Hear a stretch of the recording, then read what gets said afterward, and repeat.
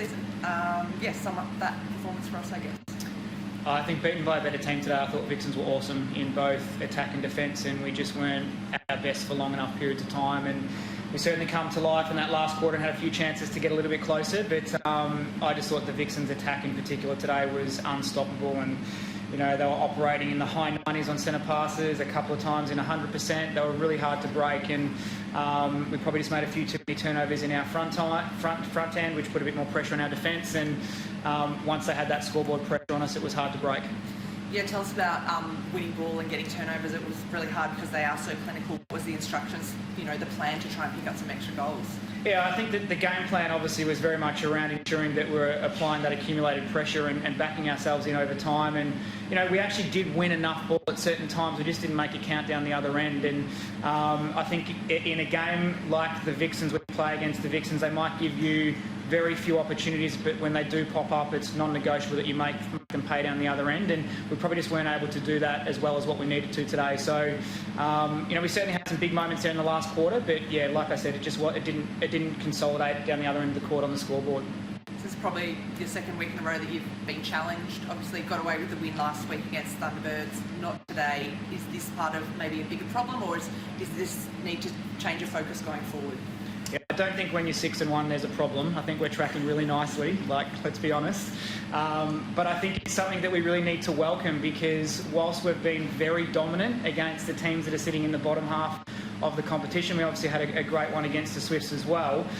Not every game is like that, and to win the competition, these are the types of games that you need to stand up in. So we actually welcome today. We hate losing. Every team hates to lose, but what we gain out of that experience, I think, holds us in great stead. We've put ourselves in a great position at the halfway mark of the season. I don't think anyone thought we were going to be top of the table, 6 wins and 1 loss. But what we gain out today is probably more valuable than what you get when you win by 30 goals and you prepare for the next game. So winning is all part of the business, and losing comes with the job. And we'll embrace what we can learn out of today's game and come back stronger next week. Kira Austin, really damaging on court tonight. Started Sunday on her, switched to Fran. Tell us, how do you shut down a player like her? Yeah, she's in great form, and I thought Sunday was a great matchup early on her, and Sunday so close to a lot of first ball contests, and got stuck, I think, with a few unlucky penalties there and some good lines and angles to the ball. And I don't think it was just Kira. It was Kira being really good, Garvin being very good, Mundy and Maloney being equally good.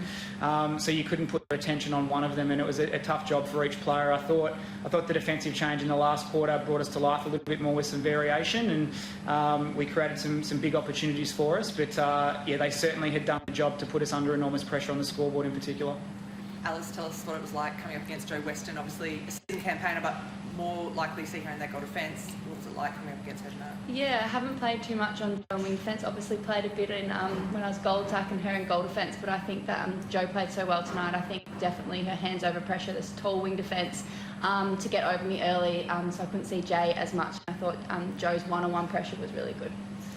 Libby Wilkinson came on. I think the change in height and just being able to see Emma Maddox's hand was great. How was it bringing her into the game, and I guess having someone slightly different in the attacking end? Yeah, I thought Liv smashed it when she came on again. I think she's been building throughout the season and has really taken every opportunity she's had. She came on, shot a 2-pointer straight away, and I think Liv's superpower is her shot volume and accuracy, and I thought she came on and demanded the ball and demanded that baseline and played really well.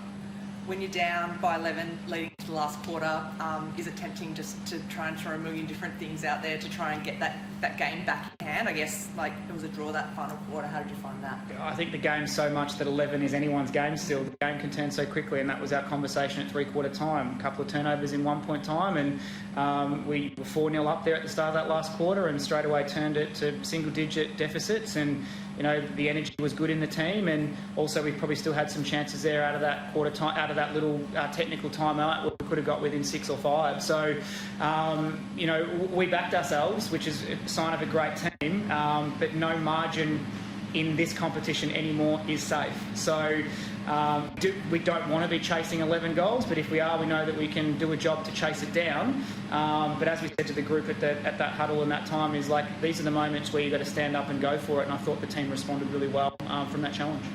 What's, I guess, the focus now as you shift, like you said, you learn from the loss to look into Lightning They've always got a couple of wins on the trot now, so I'm probably going to be pretty confident. Yeah, I think the reality is understanding, I think, where we are now in the first half of the season. I don't think we're the surprise packet anymore, where we're surprising people and shocking people at how well we're doing.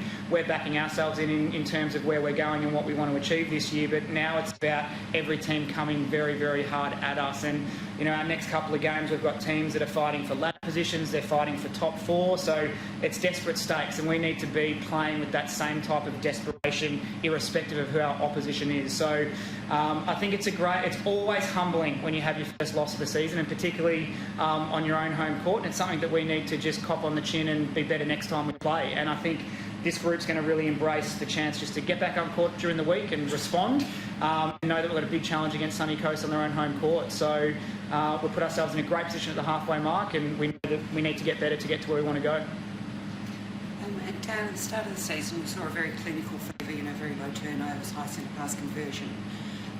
That's drifted out the last couple of weeks. How do you get that back on track? Yeah, I think, you've got to keep it in perspective too. Defensive pressure has improved, and last week we were against the best defensive team in the competition. This week we're against a very established, well-oiled, big, rangy defensive team. So I think it's keeping that balance where, whilst our standards have been very high, I think the numbers that you hit when you're winning by 20 or 30 goals, you can't expect to be hitting them when you're in a goal-for-goal grind against the best of the best. So for us, we've spoken a lot about where that fine line is between what our standard is that we hold ourselves really accountable for, but also what's realistic when you're up against an equally great team like the Vixens. So we've certainly dropped a little bit in some aspects of our game, but the challenge that we're facing is way bigger than what we've experienced in the first 7 rounds, the first couple of rounds of the season, so to speak. So that's the nature of the game. When you start winning games, you start getting targeted, and we need to just keep finding new ways to be better at what we do.